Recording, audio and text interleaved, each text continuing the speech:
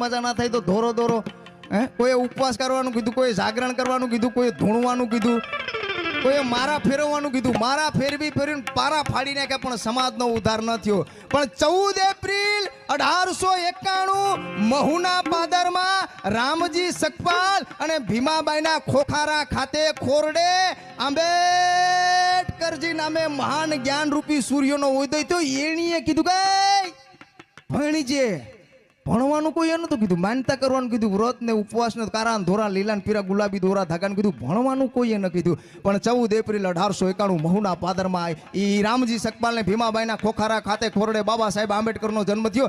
એણીએ કીધું ભણીજે હો, અને સંવિધાન વાંચી લે. એ ગોહિલ, આમ સંવિધાન વાંચી લે. સંસદમાં જા, વિધાનસભામાં જા, નગરપાલિકામાં જા, મહાનગરપાલિકા, ગ્રામ પંચાયત ને જિલ્લા પંચાયતમાં જા, ન્યા તારો ઉદ્ધાર થાય, બાકી મરી જાય ધૂણી ધૂણી. તો એને દયા આવી સાહેબ, બાકી કોઈને દયા જ નથી આવી. કોઈએ કીધું જ નતું ભણજો. ગુરુજીના નામની હો માળા છે ડોકમાં, આજ કીધું.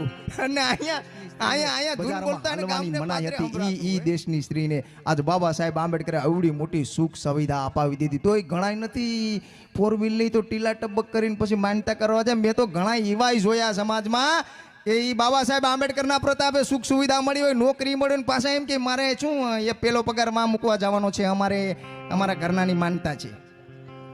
તો એમ થાય કે હોય ઝાટકીને કાટલો પકડીને એક દીધી હોય ને કે તારા બાપ થકી આ 300 રૂપિયા કોઈ દાડીએ ન રાખે. પણ આજ મામલેદાર, કલેક્ટર, પ્રોફેસર, સાંસદ બન્યો છે, સરપંચ બન્યો છે, ધારાસભ્ય બન્યો છે. આ ક્યાંથી આવ્યું બધું?